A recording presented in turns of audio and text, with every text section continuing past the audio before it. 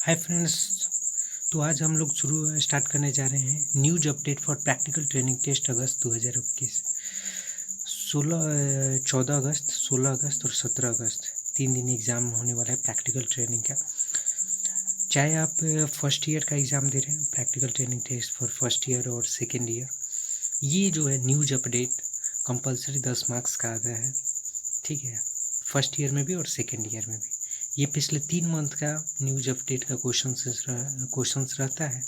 इस बार जो एग्ज़ाम होने वाला है 14, 16 और 17 को, उस एग्ज़ाम में आपको जून 2021, जुलाई 2021 और अगस्त 2021, ये 3 साल का न्यूज अपडेट का क्वेश्चंस रहेगा। मैंने क्या किया है कि इसको क्वेश्चन आंसर फॉर्मेट बना दिया है। आप इजीली जो है इन क्वेश्चन से, इसी क्वेश्चन में से 100% चांस है कि इसी में से कोई क्वेश्चन 10 मार्क्स का आपका आने वाला है। पहला जो है अगस्त 2021 का जो जर्नल है, स्टूडेंट जर्नल, उससे मैंने क्वेश्चन बनाया। उसमें फर्स्ट क्वेश्चन है कि who founded jet Airways and when company was shut down. मतलब जेट एयरवेज का फाउंड किसने किया था? तो नरेश गोयल साहब ने जेट एयरवेज को फाउंड किया था और ये कंपनी अप्रैल 2019 में शट डाउन हो गया था। और इसके अब आपको पता है कि आईबीसी होता है, इंसॉल्वेंसी बैंक्रप्सी कोड जो है हमारा, आईबीसी कोड 2016, इस कोड के तहत जो है कंपनी को जिंदा किया जाता है। तो वहीं अगला क्वेश्चन उसी से रिलेटेड है कि whose resolution plan cleared by NCLT to revive Jet Airways. Jet Airways को रिवाइव करने के लिए एनसीएलटी ने किसके रिजोल्यूशन प्लान को क्लियर कर दिया कि यह साफी का प्लान जो है जेट एयरवेज को रिवाइव करेगा? तो इसका आंसर है Kalrock Jalan plan. Kalrock Jalan plan, ये क्वेश्चन एनसीएलटी ने क्लियर कर दिया है कि जेट एयरवेज को रिवाइव करने के लिए कालरॉक जलान प्लान का यूज, यही प्लान जो है सक्सेसफुल हो पाएगा। एनसीएलटी अप्रूव कर दिया इसको। इसके बाद तीसरा क्वेश्चन है कि where 2021 growth forecast will be strongest and moderate in Asia. मतलब एशिया में कहाँ पर 2021 का जो ग्रोथ फॉरकास्ट है वो सबसे स्ट्रॉन्गेस्ट होगा और कहाँ पर मॉडरेट होगा?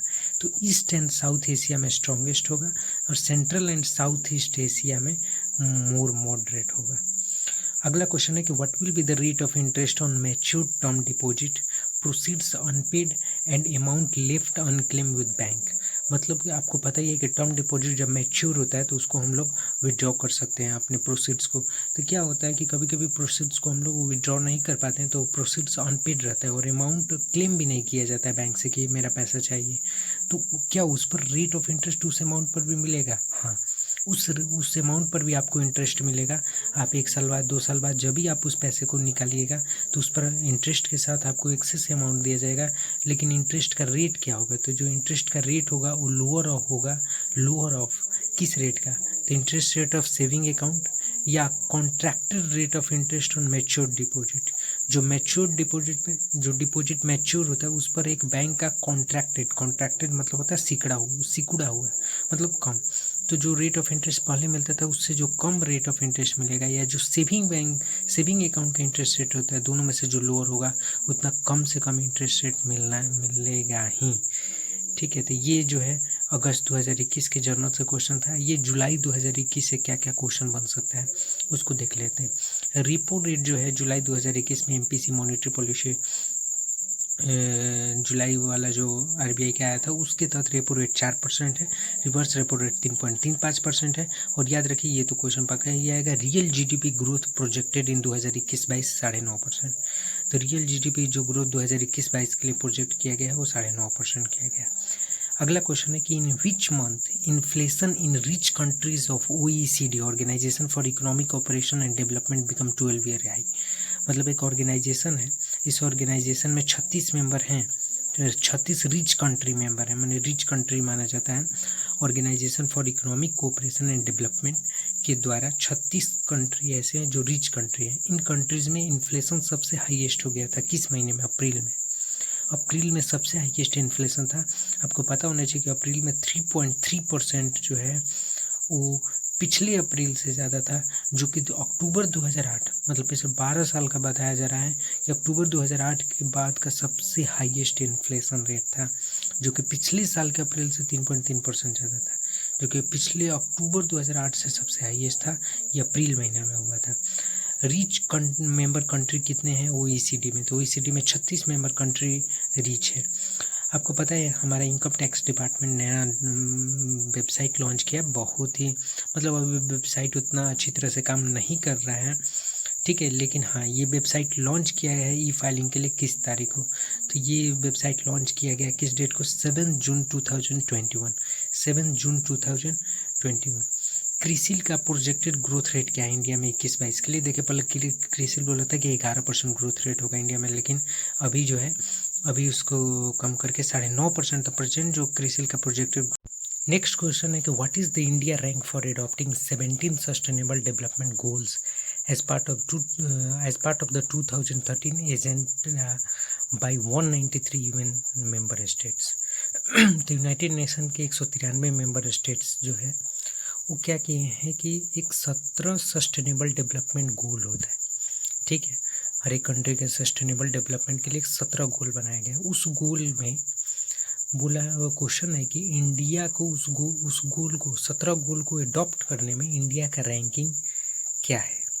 तो देखिए 2015 में हमारा रैंकिंग था 115वां और 2021 में जो अभी जो है 117 में 2 रैंक हम लोग कम हो गए, 2 रैंक फिसल गए हैं, 117वां रैंक हो गया है।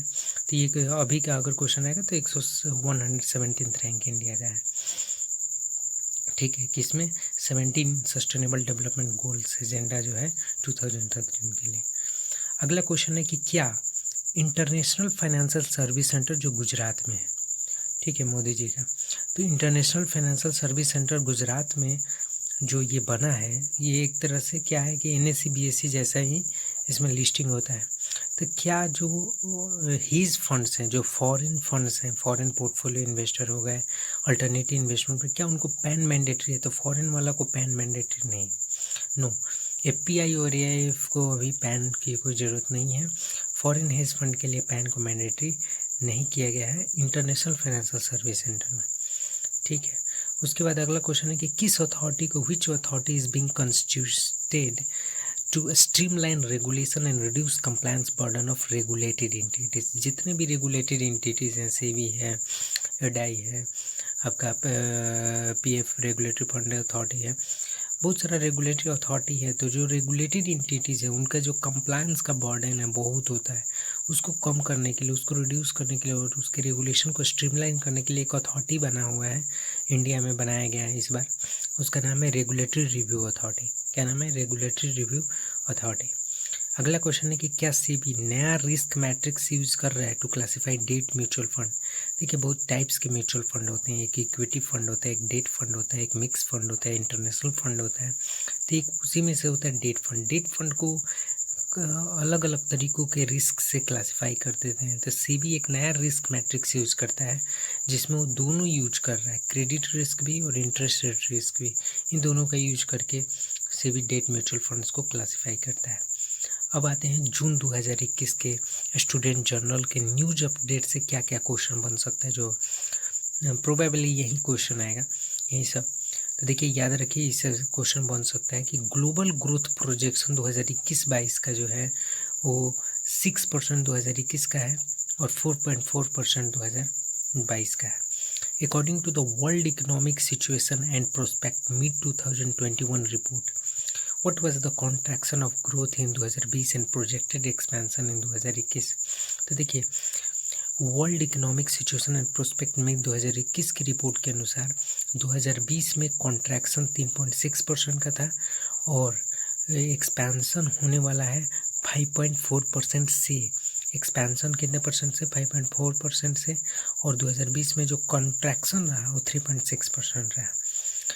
एक लास्ट और इम्पोर्टेंट क्वेश्चन कि for how many days in a quarter state government या union territory can avail overdraft. एक क्वार्टर में कितने दिन के लिए जो सरकार स्टेट गवर्नमेंट्स हैं, जो हमारे सरकारी पंजाब गवर्नमेंट, बिहार गवर्नमेंट, अगर बिहार गवर्नमेंट मान लीजिए ओवरड्राफ्ट लोन लेना चाहता है तो कितने दिन के लिए अवेल कर रहे हो? तो पहले 36 दिन के लिए ओवरड्राफ्ट लोन था, आज के डेट में ओवरड्राफ्ट लोन को बढ़ाकर RBI ने 50 दिन कर दिया कि 50 दिन के लिए ओवरड्राफ्ट जो है फैसिलिटी अवेल कर सकता है एक स्टेट गवर्नमेंट या यूनियन टेरिटरी जो है वो अवेल कर सकता है।